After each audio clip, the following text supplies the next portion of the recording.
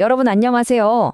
오늘 이 해설 브리핑에서는요, 단순한 우주 과학 이야기를 넘어서 이 새로운 우주 경제라는 바다를 항해할 투자자분들을 위한 완벽한 성차진을 낱낱이 파헤쳐 보려고 합니다.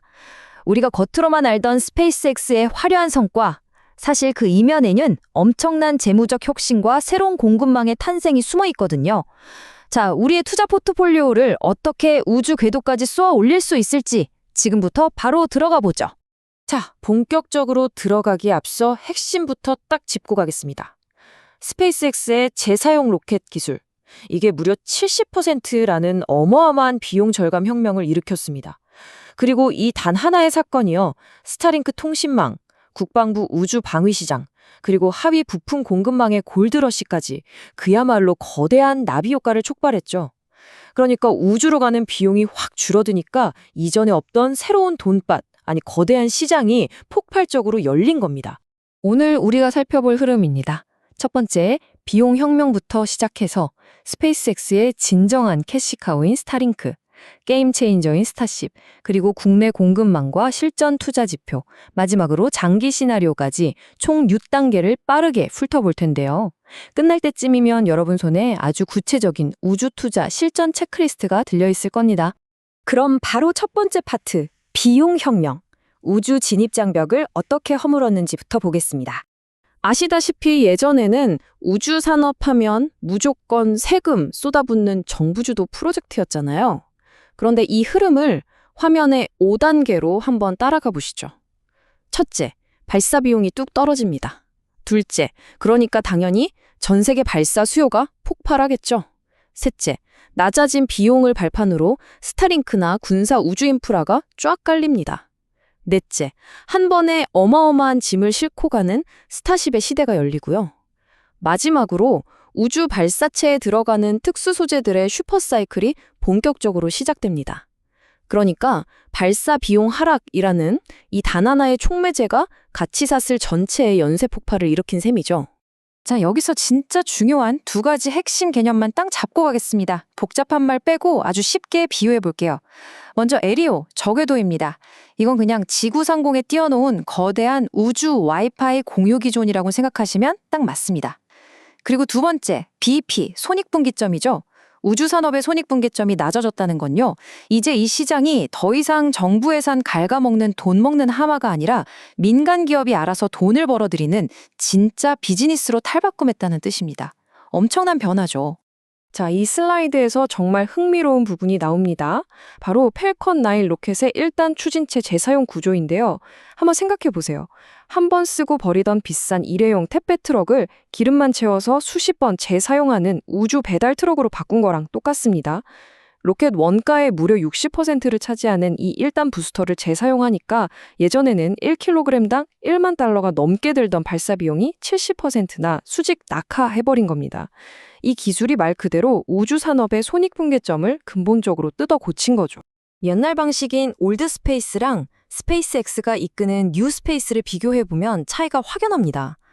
일회용 로켓을 쓰던 시절엔 킬로그램당 1만 달러가 넘게 썼잖아요. 근데 스페이스X는 이걸 2,600달러까지 내렸고 앞으로 스타쉽이 본격화되면 무려 1,880달러까지 떨어뜨리게 됩니다. 이 압도적인 글로벌 비용 경쟁력, 이게 바로 기존 우주 시장의 진입 장벽을 완전히 박살내버린 스페이스X의 진짜 무기인 겁니다. 자, 그럼 두 번째 파트로 넘어가서요, 우주에서 진짜로 현금을 쓸어 담고 있는 주역, 스타링크와 국방 방위 사업에 대해 살펴보겠습니다. 발사 비용이 낮아지니까 이제 단순히 로켓 쏘는 데서 안 끝납니다. 우주에다가 매달 돈을 받는 구독형 반복 수익 모델을 만들어버린 거예요. 스타링크 스펙을 보시면 다운로드 속도나 지연 시간 면에서 다른 통신망을 그냥 압도해버립니다. 상업용 시장 꽉 잡은 건 말할 것도 없고요. 여기서 진짜 주목해야 할 건 미국 우주군 예산의 흐름입니다. 2026년까지 연평균 21%씩 팍팍 늘어나고 있거든요. 스타링크는 미국 국방부의 저궤도 위성망 사업인 PWSA 같이 정말 안정적이고 수익성 높은 방위산업 계약을 말 그대로 싹쓸이하면서 시장을 독식하고 있습니다. 화면에 보이는 이 숫자 715억 달러, 이 어마어마한 숫자를 꼭 기억해 두셔야 합니다. 이게 바로 2035년에 예상되는 스타링크의 연간 삼각전 영업이익, 즉 이비타 전망치입니다. 이익률이 무려 81.1%에 달해요. 진짜 대박이죠. 투자금 회수 주기가 극단적으로 짧아지면서 로켓 쏘던 회사가 이제는 전 세계를 커버하는 우주 통신사로 변신해서 막대한 현금을 찍어내고 있는 상황입니다. 다음으로 세 번째 파트. 바로 소재 패러다임의 판을 뒤집을 게임 체인저, 스타쉽 촉매제입니다. 앞서 말씀드린 펄컨 9이 우주 경제에 불씨를 당겼다면 이 스타쉽은 거기에 그냥 드럼통 채로 항공료를 들이붓는 격입니다. 완전히 새로운 판을 짜는 거죠. 스타쉽은 기존 펠컨 9보다 대략 10배에 달하는 무려 250톤의 소재가 들어가는 초대형 발사체거든요. 덩치가 이렇게 커지다 보니까 기존 알루미늄 대신에 엄청난 고열을 견디는 300계열 스테인레스나 니켈 합금 같은 특수 소재로 패러다임 자체가 넘어가고 있습니다. 이게 뭘 의미하느냐? 특수 소재 공급망 전체를 뒤흔드는 폭발적인 수요가 터졌다는 겁니다. 크기만 커진 게 아니에요. 스타쉽에는 펠컨 9의 거의 4배에 달하는 무려 39개의 랩터 엔진이 다닥다닥 붙어 들어갑니다. 엔진 개수가 이렇게 확 늘어나고 발사체가 거대해진다는 건요. 여기에 원자재나 부품을 납품하는 국내외 공급업체들 입장에서는 완전히 노다지가 터진 거죠. 구조적이고 장기적인 엄청난 훈풍이 불기 시작했다는 걸 의미합니다. 네 번째 파트. 그렇다면 이 골드러시에 올라탈 수혜주는 어디일까요? 핵심 공급망을 한번 들여다보겠습니다. 자, 이 글로벌 우주 산업의 어마어마한 붐이 과연 우리 지갑과 연결된 실질적인 투자 기회로 어떻게 이어질지 궁금하시죠? 핵심 수혜주 두 곳을 딱 비교해 볼게요. 먼저 스피어는 스페이스X에 특수합금을 턴키로 납품하면서 10년 장기 공급 계약, 즉 BVPA를 맺었습니다. 여기서 이 BVPA가 뭐냐? 앞으로 10년간 수익이 따박따박 꽂히는 걸 보장받은 아주 든든한 구독 티켓 같은 겁니다. 그리고 HVM 같은 기업은 스타쉽 엔진이 고도화될 때 무조건 들어가야 하는 니켈 초합금을 공급하면서 그 혜택을 다이렉트로 흡수하게 될 기업이죠. 이 공급망의 가치가 실제 재무제표의 숫자로 어떻게 찍힐지 스피어의 향후 10년 전망을 보시면 바로 감이 오실 겁니다. 2035년 예상 매출액이 자그마치 1조 2천억 원을 뚫으면서 아주 가파르게 우상향을 그립니다.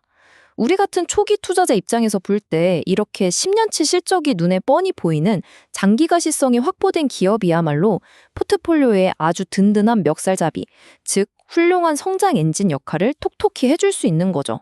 자, 이제 다섯 번째 파트입니다. 실제 투자에 써먹어야죠.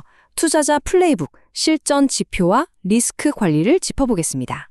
앞서 푼 그림을 쫙 보셨다면 이제는 진짜 내 돈을 넣기 위한 실전 가이드라인이 필요하잖아요. 우주 관련 종목 고르실 때 무조건 점검하셔야 할 핵심 재무 지표 3가지 딱 짚어드릴게요. 첫째, 원가 절감 덕분에 상각전 영업이익, 즉 이디타 이익률이 쭉쭉 늘어나고 있는가. 둘째, 전년 대비 실제 매출 성장률이 찍히고 있는가. 마지막으로 아까 엄청 강조했던 VPA, 즉 장기 납품 계약을 통한 수익의 가시성이 있는가. 여러분, 이건 그냥 뜬구름 잡는 테마가 아닙니다. 반드시 이 3가지 지표를 숫자로 증명해내는 기업들만 장바구니에 담으셔야 합니다. 그리고 시장 흐름이나 매매 타이밍 잡으시려면 평소에 꾸준히 체크하셔야 할 실전 리스트가 또 있습니다. 스페이스X나 주요 기업들이 발사할 때마다 성공률을 잘 유지하고 있는지, 또 각국 정부가 차세대 우주 예산을 깎지 않고 제대로 집행하고 있는지, 그리고 글로벌 경쟁사들이 발사 단가를 어떻게 후려치거나 올리고 있는지, 이런 흐름들을 꽤 예민하게 모니터링 하셔야 합니다. 물론 우주는 정말 예측하기 어려운 영역입니다. 그래서 우리는 아주 객관적이고 냉정하게 실패 시나리오나 자본 손실 위험까지도 꼼꼼히 따져봐야 하거든요. 예를 들어 차세대 발사체인 스타쉽에 기술적 결함이 생기거나 폭발해서 일정이 쭉 밀려버리는 경우, 또 규제나 법적 문제 때문에 발사가 막히는 병목 현상, 아니면 정권이 바뀌어서 각국의 우주국방 예산이 칼질당하는 경우, 이런 것들은 관련 기업들 주가를 반토막 낼 수도 있는 아주 치명적인 핵심 리스크 요인들이니까 꼭 염두에 두셔야 합니다. 자, 드디어 마지막 파트입니다. 상업용 우주 산업이 그리는 장기 시나리오, 우주 인프라 대량 생산의 시대로 가보겠습니다. 단기적인 주가 오르내림을 떠나서 향후 5년에서 10년 동안 이 상업용 우주 산업이 어떤 거대한 그림을 그릴지 한번 멀리서 조망해 보시죠. 여기서 제일 중요한 포인트가 이겁니다. 한 전문가의 분석을 빌리자면 발사 비용이 낮아진다는 건 단순히 로켓을 싸게 쏜다는 게 아니라 산업 전체를 위성 대량 생산 기반의 반복적인 구독 수익 모델로 완전히 탈바꿈시킨다는 거예요. 무슨 말이냐면 예전에 하나하나 수공업으로 우주선 만들던 시대는 끝났고 이제 공장에서 찍어내듯 우주 인프라를 대량 생산하는 새로운 시대로 넘어가는 정확히 그 변곡점에 우리가 서 있다는 겁니다. 이 그래프를 보시면 스페이스X의 향후 재무 성과가 얼마나 폭발적일지 감이 오실 겁니다. 당장 2025년에 150억 달러 규모로 예상되는 매출이요. 2030년엔 630억 달러, 2035년에는 세상에 1020억 달러까지 수직 상승할 전망입니다. 전체 파이가 이렇게 어마어마하게 커진다는 건 글로벌 시장을 사실상 독식하고 있는 스페이스X 생태계, 그리고 거기에 끈끈하게 붙어있는 공급망 기업들에게 얼마나 크고 확실한 성장이 보장되어 있는지를 증명하는 셈이죠. 이제 로켓 재사용 기술이 우주의 그 높던 비용 장벽을 산산조각 내면서 예전엔 그냥 SF 영화에서나 보던 우주 경제가 실제 기업들의 재무제표에 생생한 숫자로 찍히고 있습니다. 수많은 인프라와 공급망이 우주를 향해 새롭게 재편되고 있는 바로 지금, 과연 여러분의 투자 포트폴리오는 지구의 중력을 벗어나 저 궤도 위로 쏘아 올려질 준비가 제대로 되어 있으신가요? 오늘 이 해설 브리핑이 여러분의 성공적인 우주 투자에 확실한 나침반이 되었기를 바라면서 여기서 마치겠습니다. 감사합니다.